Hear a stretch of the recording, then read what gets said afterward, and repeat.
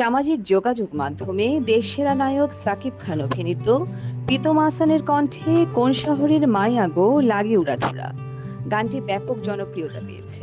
গানটি ভাইরাল। এবার সেই গানের সঙ্গে সাকিবের বাহুডোরে বন্দী হলেন পরী, পূজা, মিম ও সাবিলা নূর।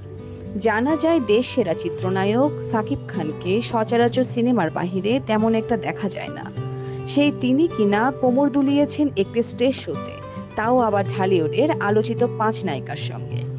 5 নায়িকারা হলেন পরীমণি, পূজা চেরি, বিদ্যা সিনহা মিম ও সাবিলা নূর।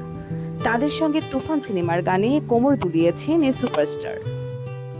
শুক্রবার রাজধানীর একটি 5 তারকা হোটেলে আয়োজিত ঢাকা ফ্যাশন ডে 2024 অনুষ্ঠানে ভিন্ন লুকে হাজির হন সাকিব খান। তার সঙ্গে র্যাম্পে হাঁটেন ঢালিউডের এই পঞ্চকন্যা। এছাড়াও সঙ্গে ছিলেন নায়ক ইমন। ঈদুল আজহায় মুক্তি প্রতীক্ষিত তুফান সিনেমার কোন শহরের মায়া গো লাগে উড়াধুরা গানের সঙ্গে র্যাম মঞ্চে সাকিব খান উপস্থিত হওয়া মাত্রই হর্ষধ্বনিতে ফেটে পড়েন উপস্থিত আমন্ত্রিত অতিথিরা। সাকিব খান প্রথমে পরীমণি আর পূজা চেরিকে নিয়ে হাঁটেন র্যাম্পের ছন্দে। চিত্রনায়ক ইমনের পরে মিম ও সাবিলা নুরিতে অংশ নেন। পরে সাকিব খানের সঙ্গে মিম ও তানজিন তিশা উড়াধুনা গানে নাচতে থাকে। সাকিবকে ভিন্নভাবে তুলে ধরার মূল কারিগর ফ্যাশন ডিজাইনার পিয়াল হোসেন। তিনি জানান, এবার তৃতীয়বারের মতো অনুষ্ঠিত হলো ঢাকা ফ্যাশন ডে।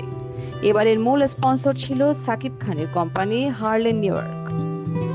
বর্ণিশা চৌধুরী, বিনোদন ডেস্ক।